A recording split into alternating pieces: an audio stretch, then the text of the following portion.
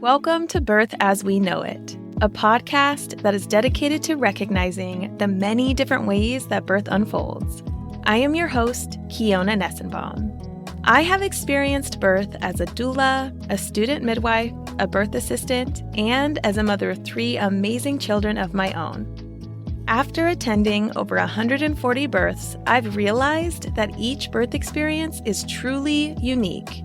So make sure you subscribe and join me as we are guided through many different birth experiences through the lens of the storyteller. Please be aware that some of these stories can be triggering to hear.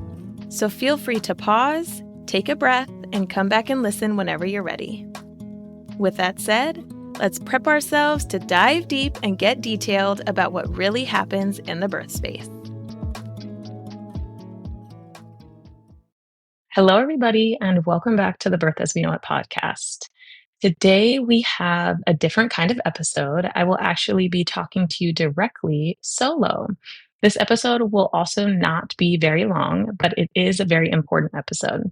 So let me just start off by saying I attended the Podfest Multimedia Expo of 2026 in Orlando, Florida. It was my 3rd year attending, and what I pulled most from this Podfest conference was the importance of authenticity and connection.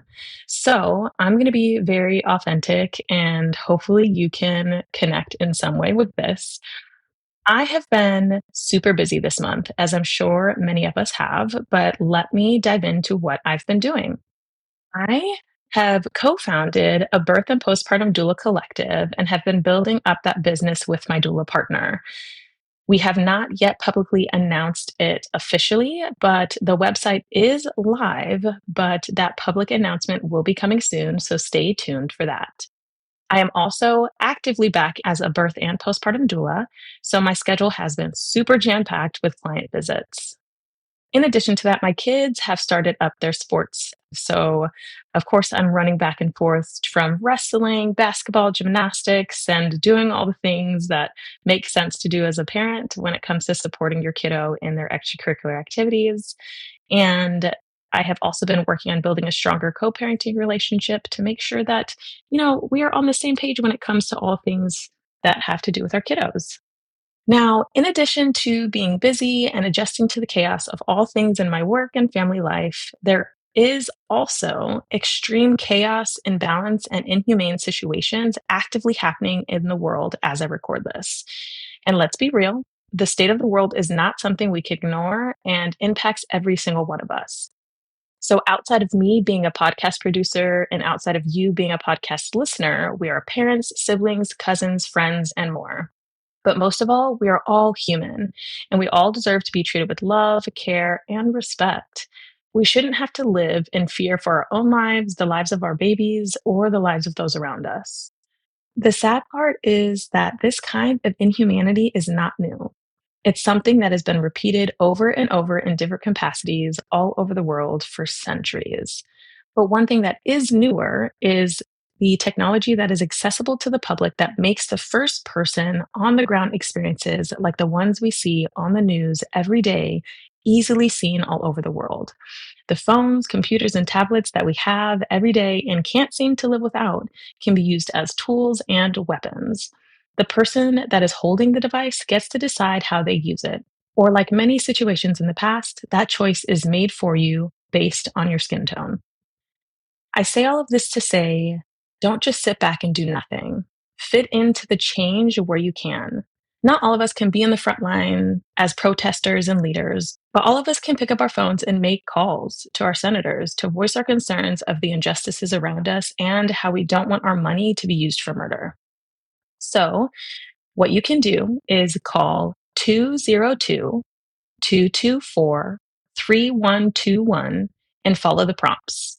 And once you get to the senator voicemail box that you are trying to reach, you can say something as simple as, "Hello, my name is blank, and I am a constituent of name your city and state."